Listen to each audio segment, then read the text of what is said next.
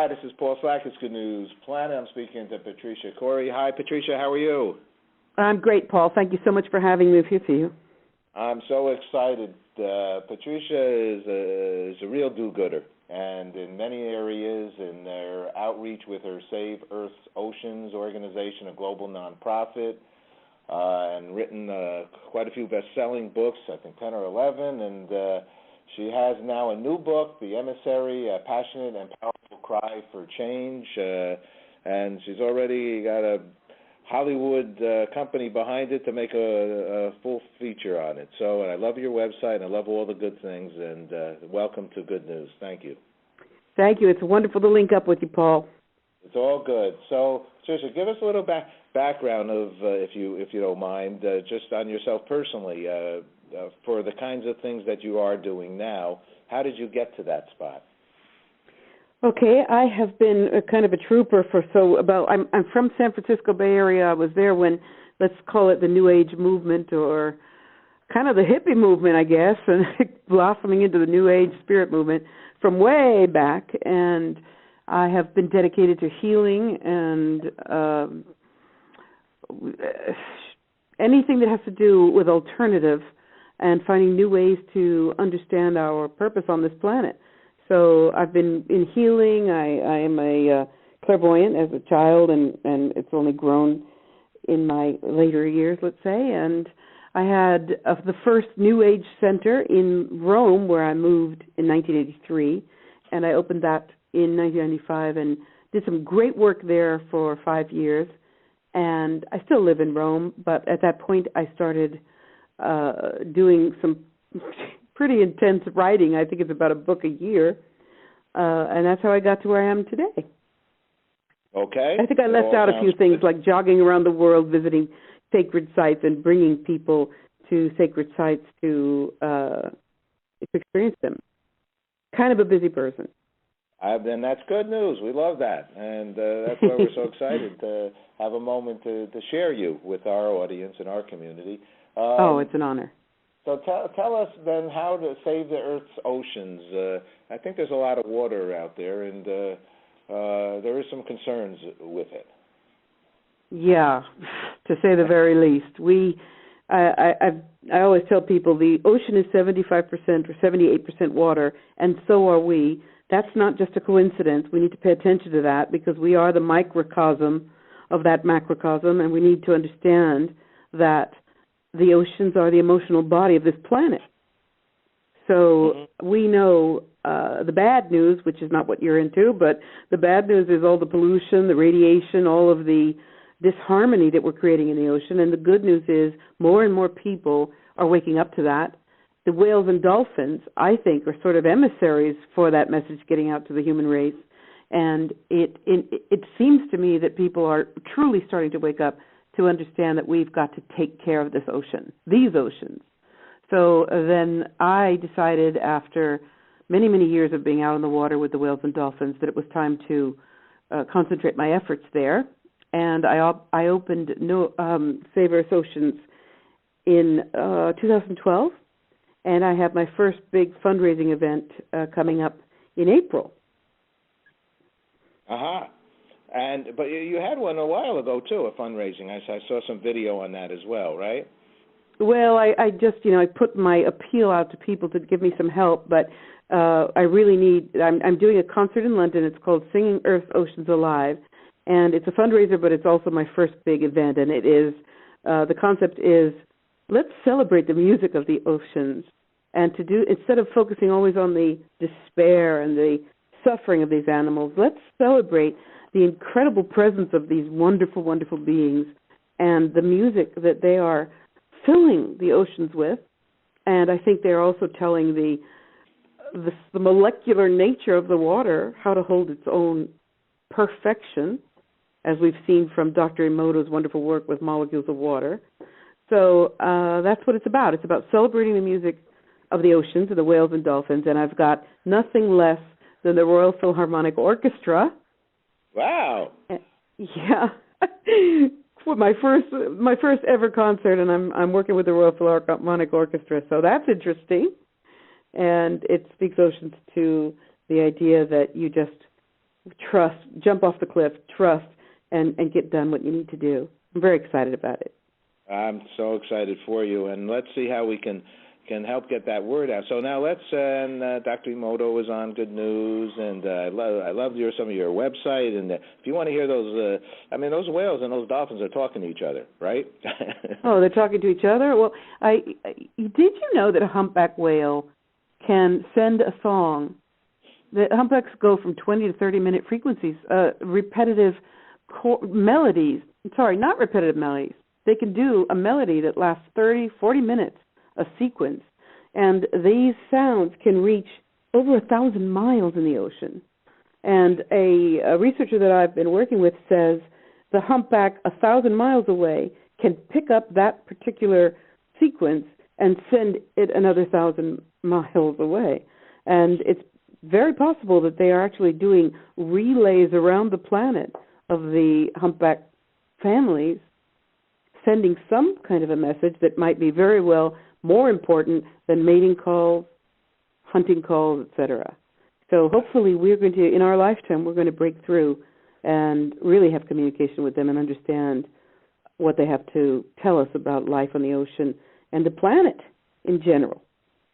I'm with you so much so. When is that event going to be, that major fundraiser? How can we support that for you? Oh, I would love your support. Thank you. It's April 25th. It's being held in Croydon, London, and it is up on Indiegogo now. So we're asking for support because it's a very expensive thing to put on, and I've got to be sure that we do more than just cover the costs, and so we need help on that. And there are a number of premiums that people can win by donating. So that would be very helpful. Thank you for even offering that. The name of the concert is Singing Earth's Oceans Alive. All right, so we'll get some paperwork on that, and we'll make a separate story and put that up as well. And will people be able to, when they watch it, will they be able to watch it worldwide, or is it just the audience in the... well, if we can get the funding, we're going to live stream it. But the problem is the orchestra really doesn't come cheap. If we have to record anything, they tack on a pretty high tag. But we really would love to live stream this and get it out to the entire globe, because it's such a celebration, and it's going to be, we've got audiovisual and all kinds of things that are going to really raise people's awareness of these beautiful cetaceans and their message. Sure, Patricia. I'll just say, maybe you've, of course, maybe thought of all this as well, but, a small little pay-per-view. I know we're talking about your book, Emissary, but, this is good stuff for the world. What you're doing is so important for the world. So, and for people to get to see what you're doing there, they have these new use of technologies and little pay-per-views and whatever amount, I'm just throwing it out there for your consideration. Thank you. I'd love to get it out. The problem is that we've got to give some serious money to the orchestra in order to have permission to put it out as a pay-per-view situation. But we're shooting for that, and we're doing everything we can for crowd fundraising to make that happen. I want people to see this all over the world. I'm with you. I understand. So let's get now to it's your first novel, right? Am I correct there? Yeah, it's my debut novel. My other books are 13. This is my 13th book, but this is the first fiction novel. Right, and this is a wild one. I'm looking. I have a globe here, one of those topography globes where you see underneath this what's on the level of the underneath the waters and so on. And you're as I was reading your book here. This is a wild scene. Well, it's full of adventure, you can say that, and yet it still does send out a very important message, which is my mission, I think, to just keep telling people, reminding people of the nature of the planet and what we've got to do to help. So, yeah, it's full of adventure and lots of twists and turns, wouldn't you say? A lot of twists and turns. Both Bridges, a uniquely exciting adventure that captures the heart and soul of the reader. So tell us a little bit about it. Okay, well, it's basically the book starts out with three very worrying or alarming events taking place simultaneously on the planet. The first chapter is about a man who is coming home from work one night in Los Angeles. He stops to talk to a neighbor, and while they're talking, more than 500 blackbirds drop dead instantaneously together all around them, you can imagine. And yet this really has happened. It's happened in Arkansas and I think a few other places, and the numbers have been much bigger. All right, so that happens, and then at the same time in Maine, a woman comes out of her house and she sees, as far as the eye can see, tens of thousands of fish dying or dead on the beach. And she knows it's just happened because there's no smell. It's just an instantaneous thing that's happened there as well. And in the third scenario or vignette, across the planet in New Zealand, 150 whales, together with dolphins, have beached themselves in a resort town and lie dying on the beach. And my protagonist's name is Jamie Hastings. She is a psychic who is renowned all over the world for her extraordinary accuracy psychically. And she's gone to New Zealand to get away from all the weight of all the work that she does and finds herself in the middle of this crisis where all these whales are dying. She goes out to the beach to help and has this incredible bonding connection with a pregnant humpback whale as she's dying, and the pregnant humpback whale and her baby. Jamie connects with them psychically, and this takes her off on an adventure of pretty epic proportions of how she connects. Say that again. She becomes a messenger for the whales and dolphins in a series of very important events that have to do with a message for humanity about the planet. Now, this is, I believe, and correct me if I'm wrong, a hidden trilogy. So this is book one, is that right?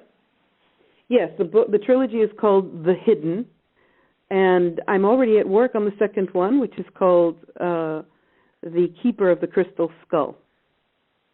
Wow. These are things that I'm passionate about. There's no doubt about it. It's a beautiful thing. So, a movie potential future? Yeah, this is so exciting. I wrote the screenplay before I wrote the novel, which is bizarre. But I woke up one morning and I said, it's time now to write a movie because the spirit community has to start reaching the mainstream with messages of hope and how to confront what we're going through on this planet and make change. So I woke up one morning with no experience and started writing a screenplay. All I had was the internet, how to write a screenplay. So I whipped out the screenplay in 3 months, and my publisher said, whoa, this is great. Why don't you give us a novel? Meanwhile, before I started writing the novel, I got a company called Global Universal Pictures, fell in love with the screenplay and offered me an option. So that's exciting. Before the novel was even written, I already had an option for the movie to be made, and we're hoping, fingers crossed, that is going to come to fruition. All right, it's gonna. It's beautiful. Well, I can see it happening. Masterful piece of work here, and exciting, and gotten a lot of acclaim. Obviously, I like this one by Captain Paul Watson, founder of the Sea Shepherd Conservation Society. To risk all to save our oceans is a testament to passion, imagination, and courage. Many truths are revealed by fiction, and the Emissary does just that. I think that's a heck of a great feeling that you must have. It is, and I'm so honored because I really admire Captain Paul Watson. In fact, before Save Our Oceans, I ran a campaign to raise money for them. I raised almost $10,000 for them, and so I believe in his cause and his purity of intention, and for him to give me that beautiful, beautiful endorsement was quite important to me. Yes, it's a wonderful book, and I believe you're an animal lover in the waters as well as on the land. You dedicated the book to Chica? Yes, she passed away just before the book came out. So I am an animal communicator, and my little sweetheart passed way too soon. So, yeah, a few people said, you dedicated a book to a dog? And I said, hey, there is no more pure love, unconditional love than a dog for its human. I think you can that resonate with 60 or 70 million people here just in America. Yeah, for sure. Probably more than that. Wonderful, wonderful good. Well, companion. congratulations, and it's an honor to get to have a few moments with you and to build our first communications together. So my last question is, what's good news for you? What's the news for me? I'm in England right now.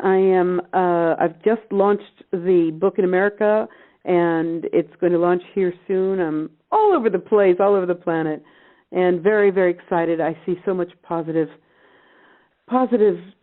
human behavior. So many people are rallying, waking up to, especially to the whale dolphin drama, and developing messages and human intervention to make sure that they are honored as sovereign beings on the planet. So that's what I'm on about at the moment, and I'm very, very excited for all that's unfolding. Great. Okay, thank you so much, Patricia, and we look forward to speaking with you again and your upcoming Thank you, and thank event. you for all the wonderful things you're doing for the planet, Paul. Okay, we're all in it together. You got it. Thanks. Bye-bye. Thanks to you. Bye-bye.